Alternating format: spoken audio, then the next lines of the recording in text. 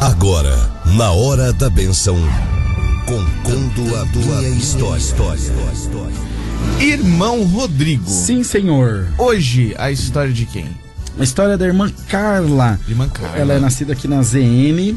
Olha. Mas hoje mora no Mato Grosso. No Olha estado aí. do Mato Grosso. Glória a Deus. Vamos lá, então? Oxe, bora aí. Vamos lá. A paz de Deus, querida Irmandade. Aqui é a Carla, eu sou do estado do Mato Grosso. Quando nasci, meus pais já serviam a Deus e sempre estive dentro da casa do Senhor. Minha família sempre enfrentou muitas dificuldades e não me lembro de muitos dias com pouco aperto, não. Tudo sempre foi muito difícil para nós, mas nunca nos faltou fé e esperança na presença de Deus. Quero agradecer também a Deus porque a palavra é fiel, é verdadeira e se cumpre em nossas vidas, irmãos. Basta crer de todo o nosso coração e se entregar. Irmãos, eu sou cadeirante e sempre sofri muito preconceito. Quando era criança, pedi aos meus pais que gostaria de estudar a música. Ao falar com o encarregado de orquestra na nossa comum, na nossa igreja, ele disse que seria bem difícil por causa da minha dificuldade física. Minha mãe, na mesma hora, se conformou e disse que tudo bem. Eu fiquei bastante triste, mas preferi não falar nada. Meu pai sempre foi um homem de muita fé. Ele recolhia material reciclado e vendia para trazer o nosso sustento. Na verdade, ele puxava uma carrocinha e era conhecido como Zé Burrinho, por causa da carroça. Nunca gostei muito desse apelido, mas ele, de tão humilde que sempre foi, nunca se importou. Ele dizia que quem não estuda tem mais é que puxar carroça mesmo, e ele estava no lugar certinho. Meu pai nunca aprendeu a ler nem a escrever.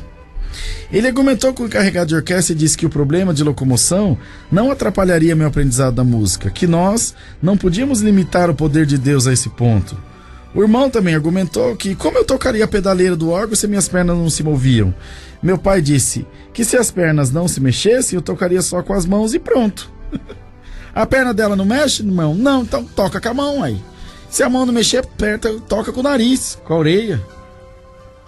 Bem, comecei a estudar e as dificuldades foram muitas, irmãos, porque quando chegasse a hora de estudar o órgão, como compraríamos? Vamos lá. Minha mãe, sempre muito preocupada, falou sobre isso com meu pai e ele dizia: basta cada dia o seu mal, uma coisa de cada vez. Quando chegar a hora de comprar o instrumento, Deus vai preparar. Você acha que tem anjo só no céu?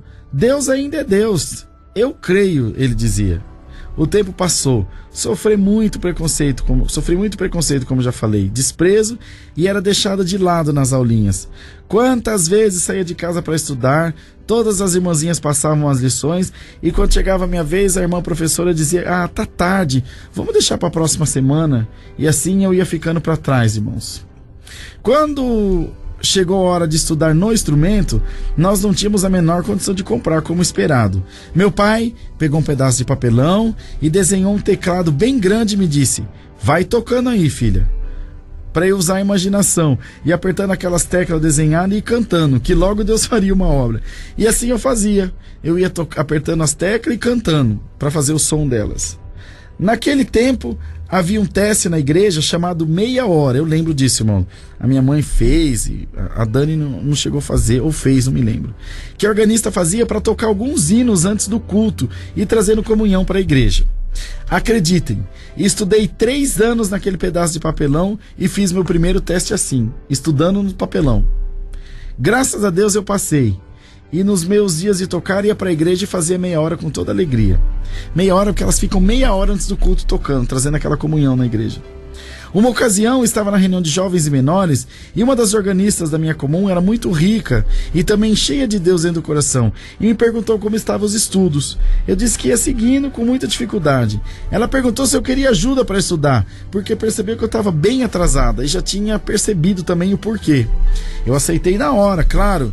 Na segunda-feira seguinte, ela foi até minha casa. Era um barraquinho de madeira, aqui em Parada de Taipas. E quando perguntou onde estava meu instrumento para estudarmos, eu fui com a minha cadeira de roda até o quarto, peguei o pedaço de papelão e mostrei para ela. Ela ficou sem palavras ao saber que eu estudava ali. Na mesma hora, ela perguntou para minha mãe se podíamos sair um pouco. Minha mãe disse que sim. Ela nos colocou no carrão dela, irmãos, e foi até a Lapa. Chegou na loja de instrumento, comprou um órgão novinho para mim na caixa. Glória a Deus, aleluia. Dou graças a Deus, irmãos, que aí sim as coisas andaram. Eu não ando até hoje, sou cadeirante, mas acreditem, a minha perna esquerda funciona para tocar a pedaleira do órgão. Acredita, irmãos? Santo Deus, aleluia.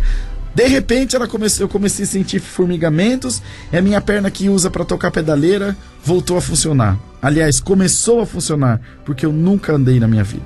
Já se passaram 26 anos de tudo isso. Hoje sou casada, tenho 2 filhos e Deus me levantou para examinadora das organistas aqui em Mato Grosso.